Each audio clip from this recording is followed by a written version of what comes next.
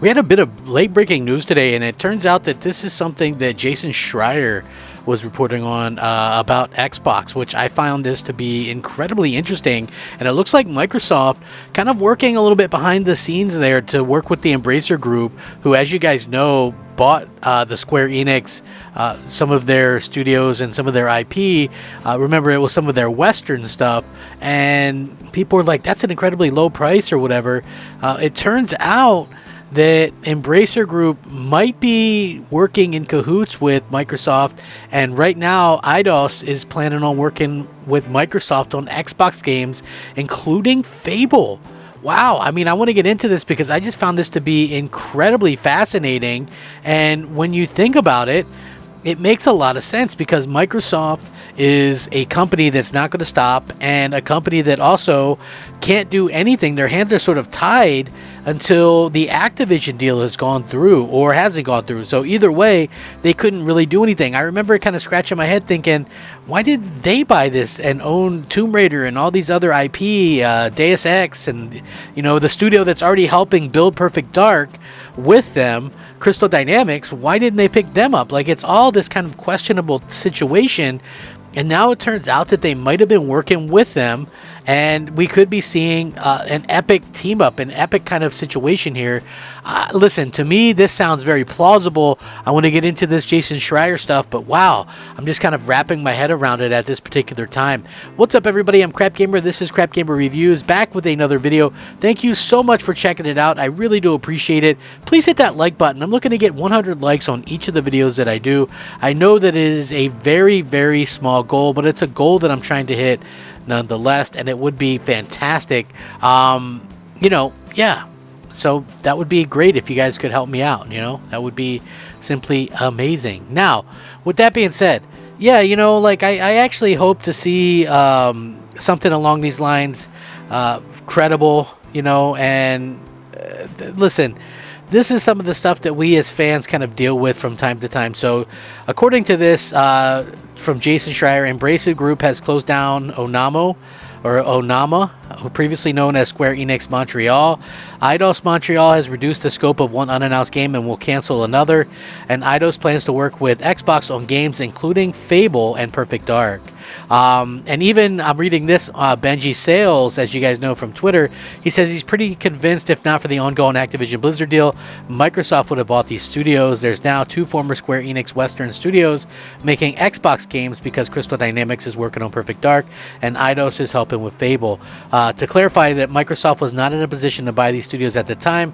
It's why there are 0 new Xbox acquisitions since Activision Blizzard deal was announced.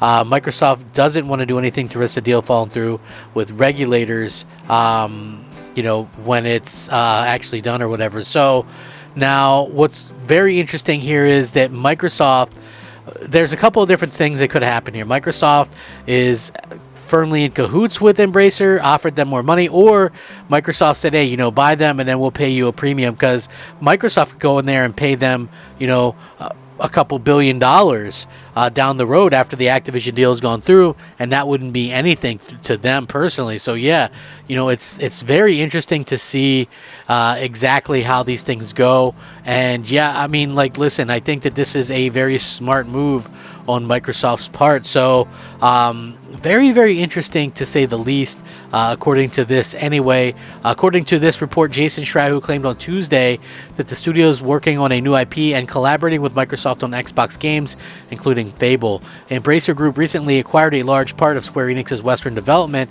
for $300 million, including Crystal Dynamics, Eidos Montreal, Square Enix Montreal, and a catalog of IPs, including Tomb Raider, Deus Ex, and Thief. Now, on Tuesday, Bloomberg reported that Embracer plans to close the studio formerly known as Square Enix Montreal just weeks after it was rebranded.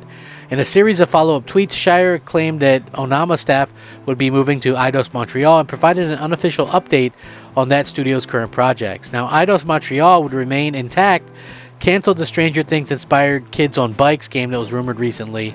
It's now reported working on a new IP that was recently rescoped, a Deus Ex game that was very, very early in development, and co-dev partnerships with Xbox, including Fable. So yeah, Embracer said in May that it was envisioning releasing sequels, remakes, remasters, spin-offs, and more for the Crystal Dynamics and Eidos Montreal IPs it was acquiring. Crystal Dynamics announced in April that the next Tomb Raider game had entered development using Unreal Engine 5. So, as you can see, this is all very much a strange situation, but also a situation that realistically sort of makes a lot of sense for all considered and all concerned.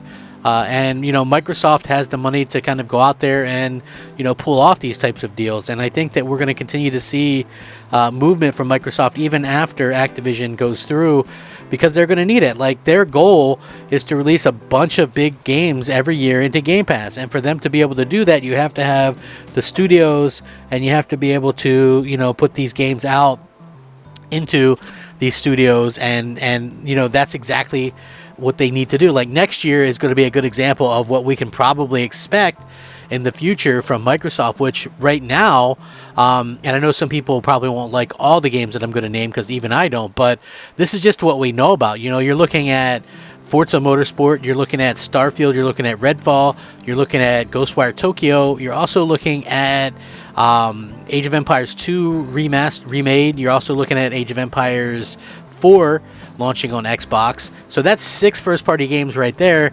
Not to mention that it's heavily rumored that we might see Avowed and we might see Hellblade 2 launch next year as well. So 8 possible games, maybe even more if things kind of work out. So it's very incredible to see all these type of things kind of working the way that they are. And, you know, to me, it just looks like, you know, things are kind of rolling and happening for Microsoft in a way that, you know, we haven't really seen before. And I think that that's pretty awesome. And I think that that's something that Microsoft seems to have a good beat on this stuff at this particular moment. I mean, if you think about it, they have way more money. Embracer could have just bought them for the time being and then make money on it, you know, on the comeback, on the flip side. You know, it's like sort of an investment. Oh, well, we'll hold on to this for you, and then, you know, the price will go up for when you get it. And I think that's exactly, you know, where we're going to stand and what we're going to see in the future with that, you know. And I do think something's up, because it was heavily rumored that Microsoft was going to buy, you know, Crystal Dynamics after Perfect Dark came out. So you can only imagine. I mean, here's the thing, right? So let's just say they put out, you know, Perfect Dark and it's amazing. Well, you don't have Crystal Dynamics anymore. What's the sequel going to be? Right? Like, you don't want to get caught in that situation. Now, when you look at the other scope of that, Fable, right? You have Fable being worked on by Playground Games, but let's just say it's amazing with the help of Eidos, who did that amazing Guardians of the Galaxy game. So you have this game and it's great. Well, what about the sequel? If you don't have Eidos, then what can you do? Like, that's the thing that I sort of question and go, oh, well, you know, it's definitely something that we could see happen down the road. But anyway, I would love to hear your guys' thoughts and opinions on this. Let me know. Sound off, rate, comment, subscribe. Rack 'em up, fact 'em up, Crap Gamer 'em up. Thanks for watching. Crap Gamer out.